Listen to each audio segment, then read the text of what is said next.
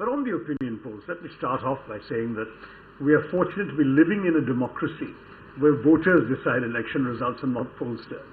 Because the pollsters aren't reaching a lot of typical Congress voters.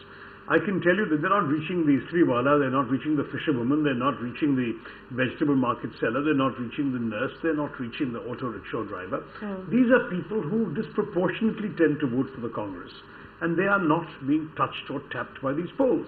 Now, if you'll be very honest about it, I'll say that clearly there is a broad indication amongst the polls that the BJP is doing better than last time and we're doing worse than last time. But the kinds of absolute numbers that are being flung about, I think first of all there's no basis for them, and secondly they miss too much of the political and social reality of our country to be a reliable index. Numbers, but if you go into details, the larger broad political contours of these polls are that this is going to be the BJP's best performance and the Congress's worst. You do not think this is going to be the worst show by your party? Not necessarily. We did pretty badly in 99, if I remember, 114 I think it was. I think we'll do better than that number. I think we'll do better than that. Do you conceive there is a Modi wave? Well, look, in the south there isn't. I've just been last 6 weeks in Kerala, and I can assure you there isn't even a Modi ripple, let alone a wave.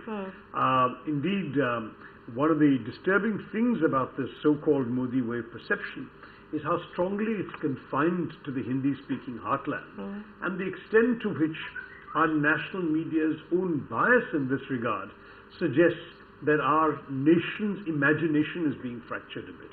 What we're talking about is somebody who has certainly managed through an extremely adroit marketing campaign to impose himself and his image on the consciousness of North India and of the North Indian media. I think they have a problem, frankly, that I think they believe their own press releases. When Mr. Modi starts digesting his own publicity to the point of believing in it himself, he may be in for a very rude shock. You're the second most followed politician in India on social media, and yet if you see the campaign against your party, it is almost vicious, almost vitriolic, if I may. Why is it that social media or people on social media are so against the Congress and so pro Mr. Modi? Because they're not people, they're BJP trolls, BJP vanguards, BJP platoons of people who are paid to sit there and do nothing but abuse the rest of us. I've seen the change, for example, in Twitter. Since I began 2009, the first couple of years, you basically spent your time engaging with real people. Yes, some of them were BJP sympathizers.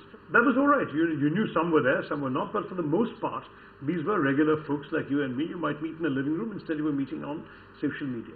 Today, I no longer enjoy opening up the notifications, as I call the mentions, in which I'm tagged, because 95% of them are just orchestrated abuse, nastiness and viciousness from the BJP's paid army of hacks.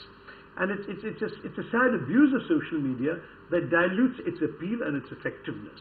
And because it's so much more difficult to do it in quite that extreme way in Facebook, they haven't yet managed to reduce the appeal of Facebook to that point.